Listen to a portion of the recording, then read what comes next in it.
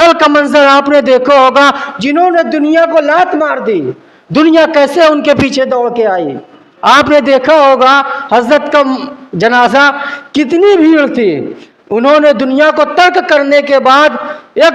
گوشہ نشینی اختیار کر لی تھی، نہ کسی محفل میں آنا، نہ کسی محفل میں جانا، صرف اللہ کی عبادت میں مشغول رہنے کا یہ صلہ ملا کہ دنیا دوڑ کر آئی، اس طرح آئی کہ لوگوں کو سنبھالنا مشکل ہو گیا۔ ضروری ہے کہ آپ اپنے رسول صلی اللہ علیہ وسلم کی امانت کی پاسداری کریں تو اس کا انعام اللہ رب العزت آپ کو اسی طرح عطا فرمائے گا۔ سرپرست اعلیٰ تنظیم اصلاح معاشرہ کا اس دار فانی سے چلے جانا ہم سب کے لیے بہت بڑا خسارہ ہے، اور ان کے جیسا دوسرا کوئی شخص ان کے بعد نظر نہیں آتا۔ جیسا کہ حضرت کا تقوی اور پرہیزگاری تھی، ویسا دوسرا شخص ملنا ممکن نہیں۔ جیسا کہ میں نے لوگوں کی زبانی سنا اور بہت معتبر لوگوں کی زبانی سنا کہ حضور مجاہد ملت علیہ الرحمہ کے وہ خلیفہ تھے، اور حضور مجاہد ملت علیہ الرحمہ نے یہ فرمایا، یہ میرے مقبول انسانوں کے لیے بھی رحمت ہے، جناتوں کے لیے بھی رحمت ہے، یہاں تک کہ زمین میں بسنے والے جانوروں کے لیے بھی رحمت ہے۔ یہ میں نے معتبر لوگوں کے زبانی سنا، اور حضرت کے مریدین بہت سارے علماء بھی تھے، بہت سارے اکابرین بھی تھے۔ تو دعا ہے کہ اللہ رب العزت حضرت کو اپنی بارگاہ بے کس پناہ میں خاص مقام عطا فرمائے، اور انہیں جنت الفردوس میں اعلیٰ سے اعلیٰ مقام عطا فرمائے، اور ہم سب کو ان کے فیض و برکات سے مالا مال فرمائے۔ بات چل رہی تھی سورہ انفال کی آیت نمبر 27 اور 28 کہ خیانت کیا ہے۔ تو خیانت کے متعلق کئی آیت کریمہ سورہ نساء کی ہم نے سماعت کی تھی، اور کچھ بقیہ باتیں رہ گئی تھی، بس کچھ 10 منٹ پھر حضرت کا خطاب کہ جب حضرت یوسف علیہ السلام کو خبر دی گئی کہ آپ کو شاہ مصر نے طلب کیا ہے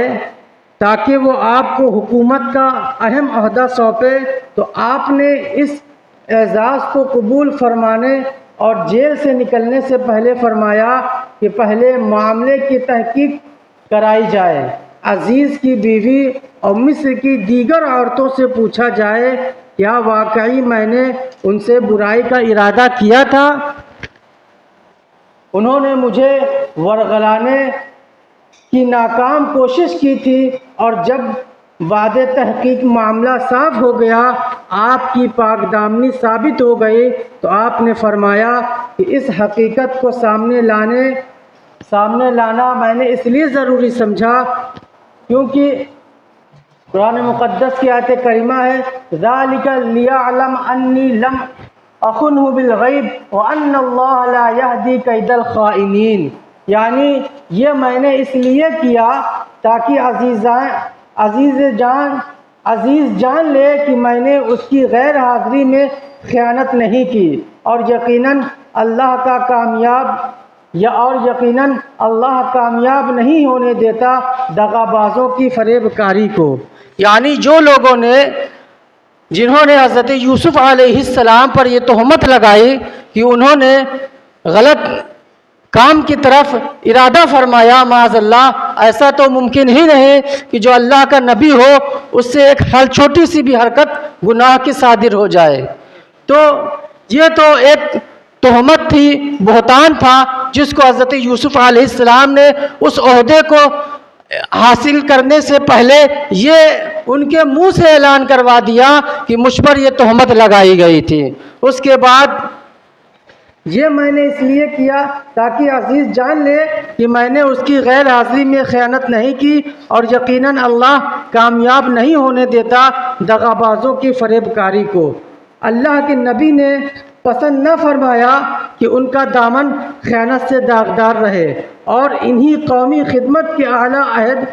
سونپا جائے، کیونکہ خائن کامیاب نہیں ہو سکتا، لوگوں کی نظروں میں کبھی اس کی عزت نہیں ہو سکتی، عوام کبھی اس کی بات کو سچ تسلیم نہیں کرتے، پس کس طرح ایک خائن کو حاکم بنایا جا سکتا تھا؟ آپ غور کریں، جب اللہ کے رسول صلی اللہ علیہ وسلم نے نبوت کا اعلان کرنے سے پہلے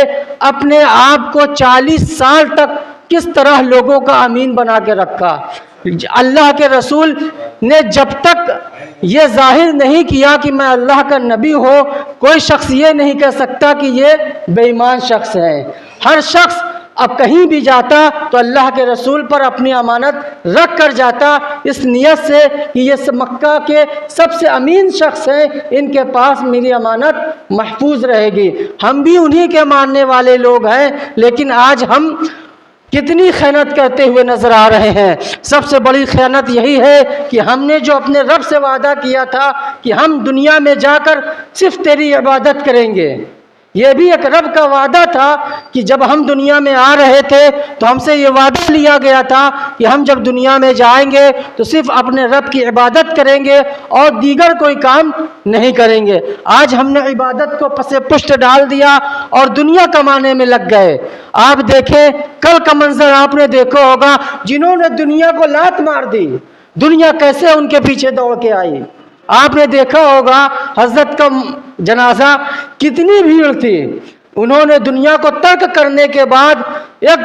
گوشہ نشینی اختیار کر لی تھی، نہ کسی محفل میں آنا، نہ کسی محفل میں جانا، صرف اللہ کی عبادت میں مشغول رہنے کا یہ صلہ ملا کہ دنیا دوڑ کر آئی، اس طرح آئی کہ لوگوں کو سنبھالنا مشکل ہو گیا۔ ضروری ہے کہ آپ اپنے رسول صلی اللہ علیہ وسلم کی امانت کی پاسداری کریں تو اس کا انعام اللہ رب العزت آپ کو اسی طرح عطا فرمائے گا۔ وآخر الدعوانا ان الحمدللہ رب العالمین۔ بقیہ باتیں انشاءاللہ میں آپ کو آئندہ نشست میں بتاؤں گا، اور کچھ احادیث کریمہ ہیں خیانت کے متعلق کہ خیانت کرنے والوں کے ساتھ اللہ کے رسول نے کیا معاملہ فرمایا۔ وآخر الدعوانا ان الحمدللہ رب العالمین۔